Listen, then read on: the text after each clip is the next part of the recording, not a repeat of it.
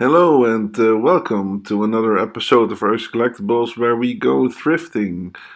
Unfortunately, it was slim pickings the last couple of weeks. And let's combine some footage that I have. And first, we go back to the kringloopwarenhuis in Eindhoven.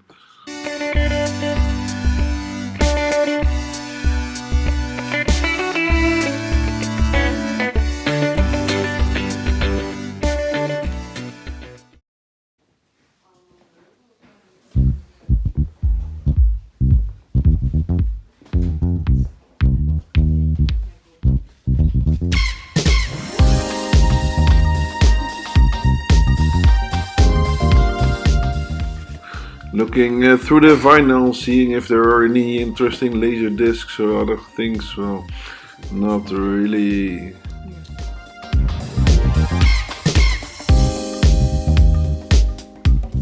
And yeah, sorry, it was still Christmas time when we filmed this.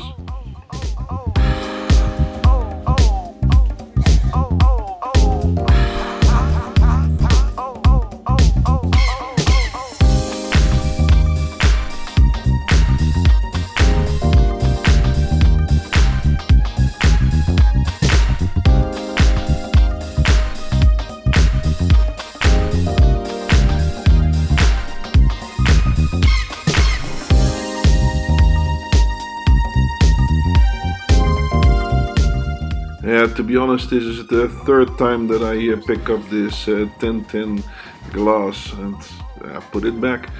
I will miss it when it gets sold. In the middle of the toys department, I find a bound book of, magazines from the early 50s, teaching how to be a good mother, and an accompanying picture. Well, curiosity, but not for me.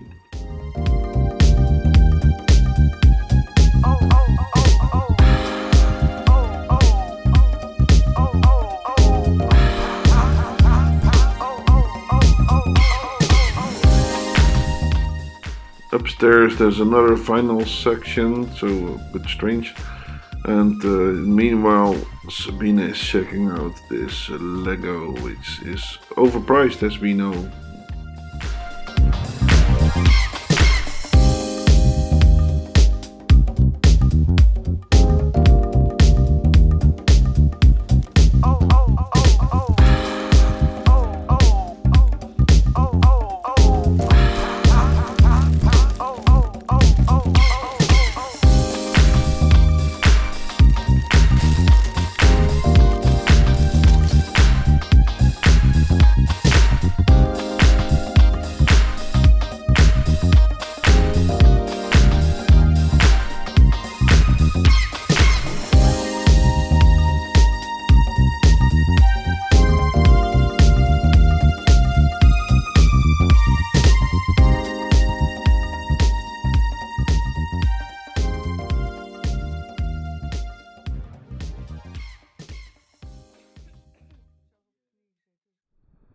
Yeah, and this is what I have to deal with on a daily basis. This is the thrift shop that is closest to me, and it is so small that it's difficult to film without getting noticed. But I tried. This is the extremely small vinyl section in my extremely small thrift shop.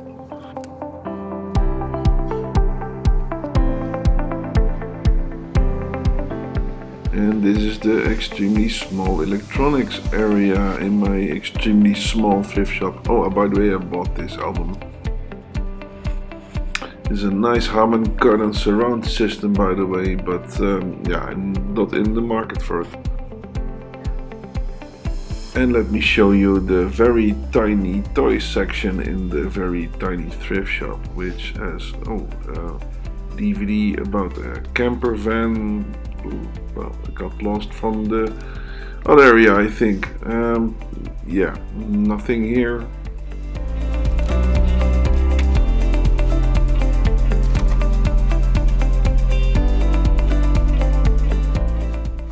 In the household goods and things to dust area, There are some, amusing Philips, what is it, 70s or 80s remote control, just randomly stacked there. It's like an immediate collection if you want them.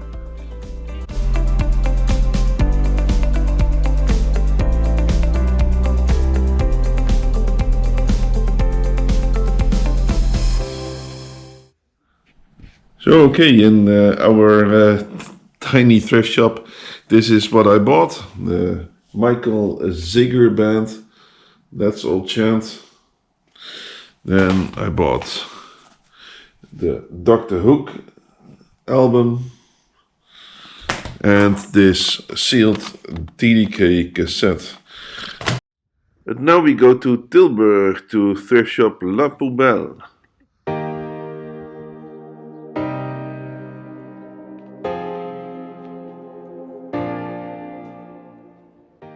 In the display cabinet they had a Philips EL3581 dictating machine from 1958.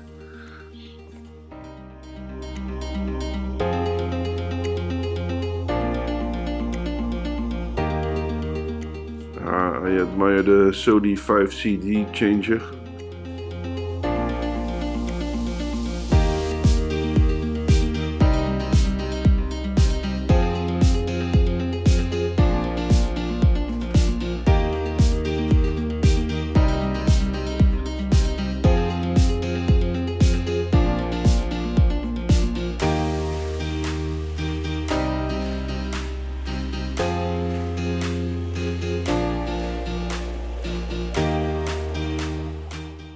And of course this we grabbed. It's the 17-inch Apple Studio display from 2001 that originally cost $1,000 when it was released. Then I spot these Philips motion feedback speakers from the early 70s. But this store knows the value of them. Yeah. Is that the price? Yeah, that's the price. Why? I learned that these are very valuable, so I recognized. What I'm trying to say here is that these high fidelity loudspeakers really have a cult following of collectors.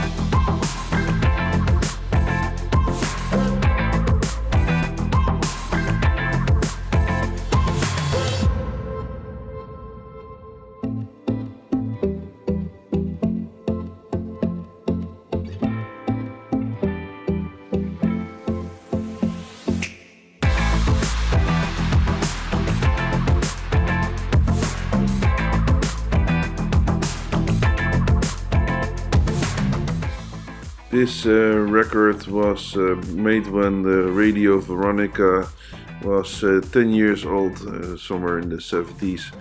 And although I think this is a nice bit of musical history for the Netherlands, I didn't decide to grab the record because it's not that great.